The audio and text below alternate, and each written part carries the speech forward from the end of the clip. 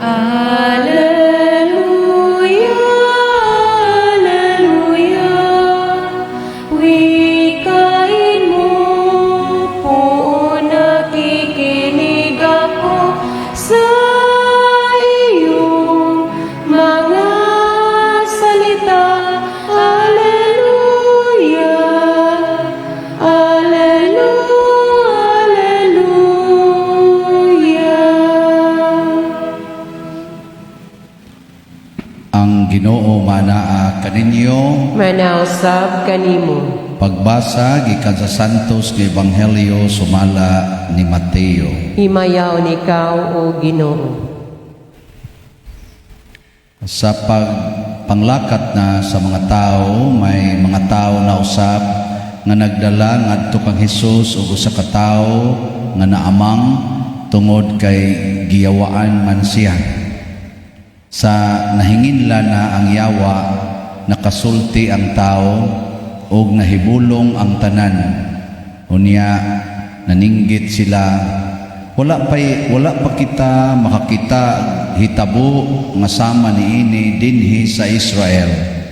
Apan miingon ang mga Pariseo, ang pangulo sa mga yawa mao'y naghatag kaniya sa gahom sa pagpagula kanila. Unya giduaw ni Jesus ang tanang kalungsuran o kabaryuhan. Nanudlo siya didto sa ilang mga sinagoga o giwali niya ang maayong balita bahin sa paghari sa Dios o giayo niya ang mga tao sa tanan nilang balatian o sakit. Sa pagkakita niya sa daghang mga tao, naluoy siya kanila kay masulubon o makaluluoy man sila daw mga karnero nga walay magbalantay. Busa giingnan niya ang iyang mga tinun-an, daghan ang anihon apan jutay ra ang mga ngani. Busa pagampo kamo sa tag-iya sa anihon aron magpadala siya dugang pang mamumuo nga moani niini. Ang Ebanghelyo sa Ginoo. Daygon ikaw, O Kristo.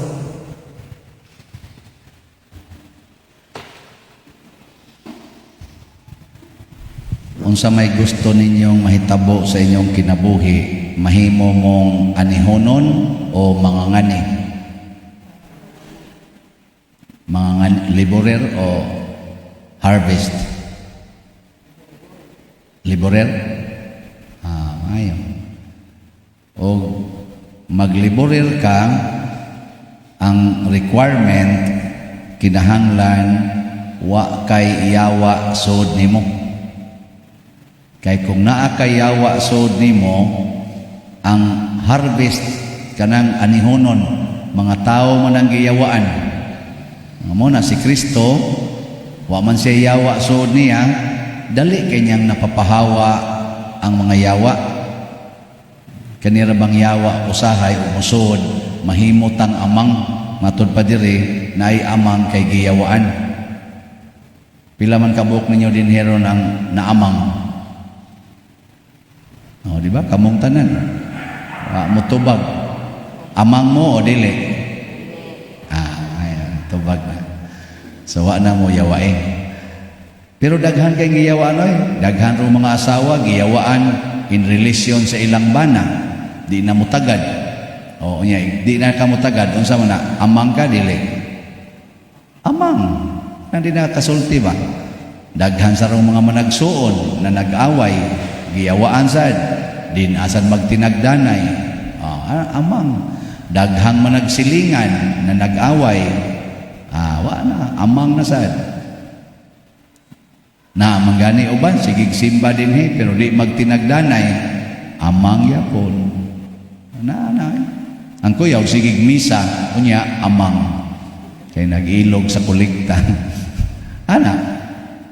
Daghang ay nangaamang karon tungod lagi kay wa lagi mamumuo, muratag sheep na without a shepherd, kay ganahan jud kay tag mo papuyo sa yawa din hinato. Kana bang sala ba? Mudipinsa gitag sala. Nabitang mangumpisal nga maingon dahil pader, sige jud ko pamalikas. Ihunong na imong pamalikas. Ang unag yung tubag, di jud ko kapugong pader. Ana, nganong ka na mandayoy imong tubag? Ngano man? Ni paulipo na ka sa sala. Inigbunyag ra ba nato, no? Unsa na atong itubag? Ingon, isalikway ba nimo ang pagpaulipon sa sala? Unsa itubag na? Salikway. Nya wa mo ron magpaulipon sa sala.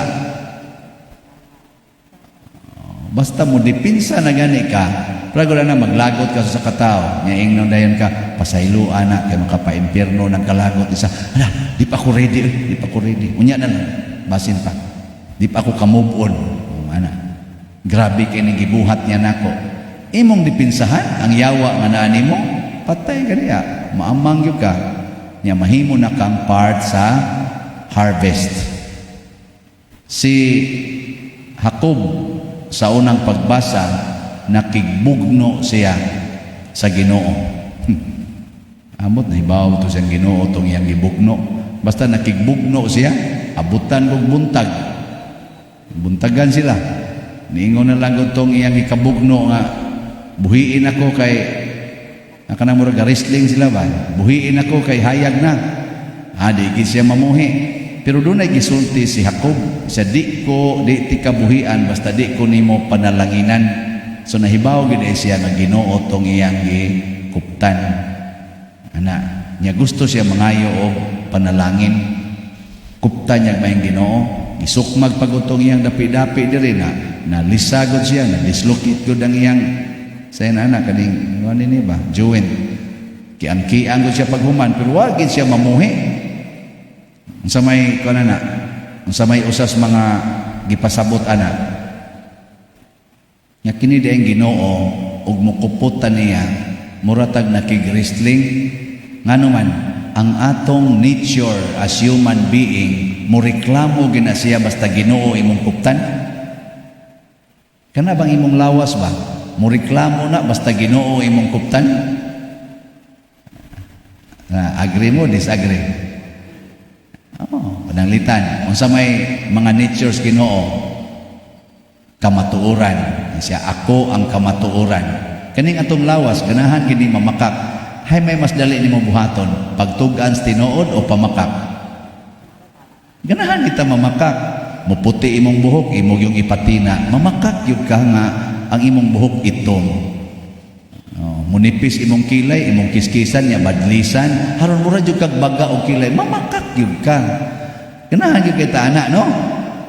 Aka mo uban tingali, mga buutan mo san mo, di tingali mo makak, tinuod tingali na inyong buhok, tinuod na inyong kilay, tinuod na inyong naong, kanang color yung naong, wa mo mag-makeup. Na mo makeup na makak na sad ka.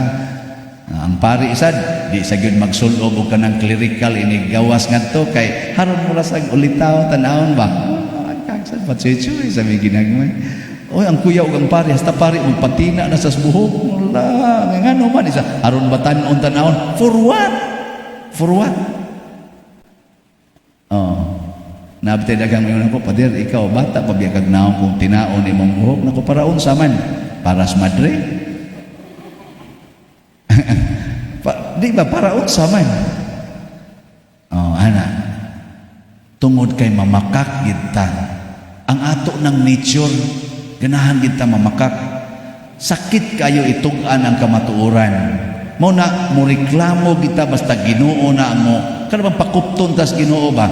Tell the truth and the truth will set you free. Mao nang mga Pariseo, ang mga Pharisees ning batok gid silang Hesus. Ila jong gipanghimakak ningon ang mga tao pagkagamhanan aning tawhana ingon ang mga Pariseo ang gaho mo na siya yawa amigo mo na siya prinsipis mga yawa kanabang ipanghimakak gid nila ang kamatuoran kaya nga naman kining mga Pariseo ginganlan gini ni Jesus og mga tigpakaaron ingnon kanabang magsulti sila nindot pero ang ila dito at the back of their minds naa din sila daotang tumong kamo be lingi ako no na imong tupad ing na mamakak saga. Ina pangutan ba? Mamakak saga. Lingi ba yung tupad ba? Mamakak saga. Nya mo aksyon gani kasuko kana giyawaan na. Ikaduha, og mo duol kitang Kristo. Si Kristo nahigugma sa mga makasasala. Mo nang naingon siya nga pasaylua ang nakasala og kapituan kapito. Basta mo puput gaytang Kristo, suguon ta niya paghigugma sa mga makasasala. Kay mao ginay iyang gihigugmag maayo. Ganahan na mo mahigugmag makasasala. Dili no. O mo na makigrisling gini at di mahimog ti mada. Di higugma ala lagi ng kabit sa imong bana, pasaylo ala na. At di mo tao, di mada makigrisling gini atong o mo na mga masakitan kita. Mo na ningon si Kristo, gusto gay mong musunod nako, isip mahimo mong laborer. Ang sa may una niya requirement, deny yourself. Isalikway ang imong kaugalingon. Unya, unsay sunod requirement, pasana ang imong cross og sunod kanako. Mao na requirements niya. Nga naman, kay dili na nimo buhaton magbugno og imong si Jesus. Mo to si Judas. Wa man niya isalikway ang kaugalingon. Ani abot yung panahon nga iya yung gibaligya si Jesus, gibudhian gid niya. Kamo dili mo mga mabudhion ni Jesus. Kalawat mo diri niya mga saba igabot sa balay. Ang imong bakba nga nidawat ni Jesus gamito nimo sa pagpangasaba. Di na day pagbudhi. Hoy tubag. Kusogay ka dining mo kalawat, magsige pakagdaig sa Ginoo, unya inigawas dito panaway dayon sa mga silingan, siging panaway. Saban, di na pagbudhi. Budhi gyapon. Kalinti imong kaugalingon kalinti na imong kaugalingon, di ba inigsod ni Kristo, igawas nimo di na jud ka mga saba. Nga naman, bisan pagtamparuson ka, kay imo namang gisalikway imong kaugalingon. Di na kam suko. Og mauna na ang gitawag og kahiusa nato ni Kristo. Kana bang ningos Kristo, kung magpabilin mo uban kanako, ako sad magpabilin uban kaninyo, ug ang akong amahan ug ang Espiritu Santo mupuyo diha kaninyo. Nya inig puyo na, di wa na tayawa. Inig adto nato sa mga giyawaan, kanang nanag-away, kanang nagbinungulay, kanang gasigi og bisyo, gasigi diha unsay buhat nga mga sala. Dali nato silang tabangan nga mawa sang ilang sala. Pero naatay daghang sala, away ray resulta hinoon. Parihan niya mo antong usa ka kaila nako nga iyang giadto ang iyang pag-umangkon nga nagpuyo-puyo.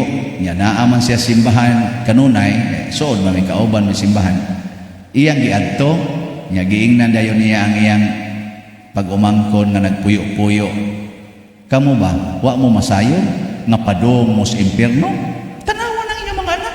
Upat na kabuok, maimpyerno gid mo anak. Kuyog pa na inyong mga anak. Tubag bitatong bana nga di gyud mo simba ba kanang bisyoso kayo, gabaid ra basundang kuno dito sa kang mag-uuma man. En siya di gi karon mulakaw tiya. Hapsan ta gyud kaning sundang ron.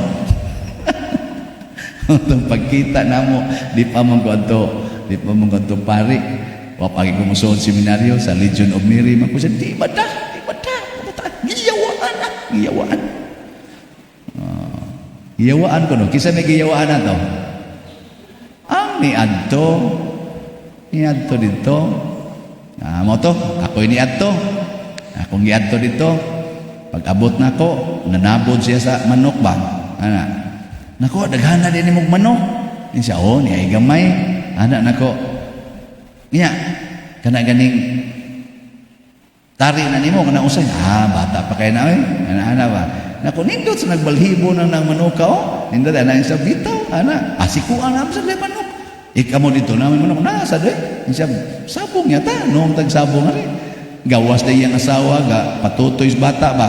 Anak, naku, ikapilang ning anak. Ingon din siya nga, ikaupat na na eh. Naku, yawa gud paspasa gud ay mo de sad.